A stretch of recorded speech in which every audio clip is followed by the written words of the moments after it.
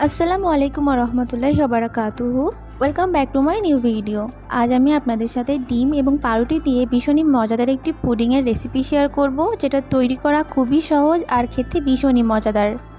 এমনকি যারা পুডিং খেতে পছন্দ করেন না তাদেরও এই রেসিপিটি খুব ভালো লাগবে। তো চলুন এই সহজ এবং মজাদার পুডিংয়ের রেসিপিটি শুরু করা যাক।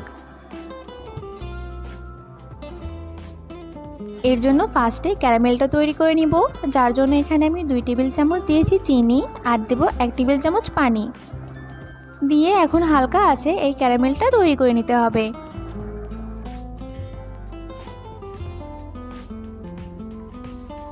ক্যারামেলটা তৈরি হয়ে গেলে যে পাত্রে পুডিংটা সেট করতে দিব সেখানে ক্যারামেলটা দিয়ে খুব ভালো করে এর তলাতে বসিয়ে দিতে হবে। ক্যারামেলটা খুব ভালো করে ছড়ানো হয়ে গেলে ক্যারামেলটাকে সেট করতে দিব। এখন নিয়েছি 4টা ব্রেড স্লাইস, ছুরির সাহায্যে এটাকে ছোট করে কেটে নিতে হবে।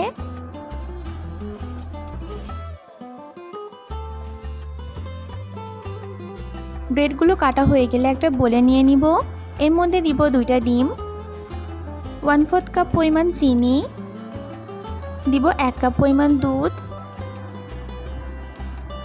আর 1 টিস্পুন ভ্যানিলা এসেন্স। এখন এই সবগুলো উপকরণকে আগে একটু ভালো করে মিশিয়ে নিতে হবে। বাস এই কয়টা উপকরণে আমাদের ক্যারামেল পুডিংটা একদম পারফেক্টলি তৈরি হয়ে যাবে।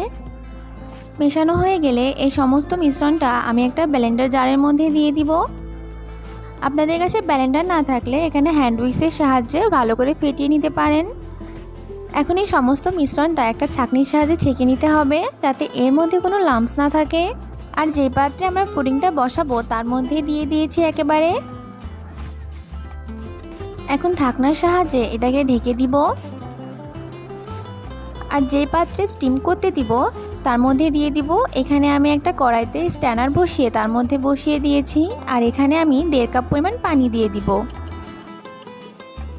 এখন এই পুডিংটাকে 25 থেকে 30 মিনিটের জন্য মিডিয়াম হিটে স্টিম করে নিব।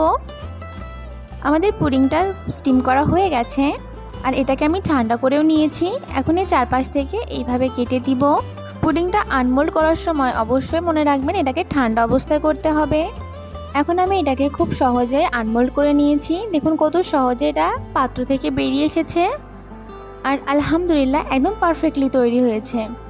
আর এই পুডিংটা দেখতে যেমন সুন্দর হয়েছে মাশাআল্লাহ, তেমন খেতেও খুবই মজাদার এবং ফ্লেভারফুল হয়েছে। এইভাবে খুব সহজে পাউরুটি আর ডিম দিয়ে মজাদার এই পুডিংটি তৈরি করে নিতে পারেন। আর এই প্রচণ্ড গরমে এরকম একটা ঠান্ডা ডেজার্ট সবারই ভালো লাগবে। আশা করি আমার আজকের এই ভিডিওটি আপনাদের কাছে ভালো লেগেছে। দেখা হবে নেক্সট ভিডিওতে ইনশাআল্লাহ। আল্লাহ হাফেজ।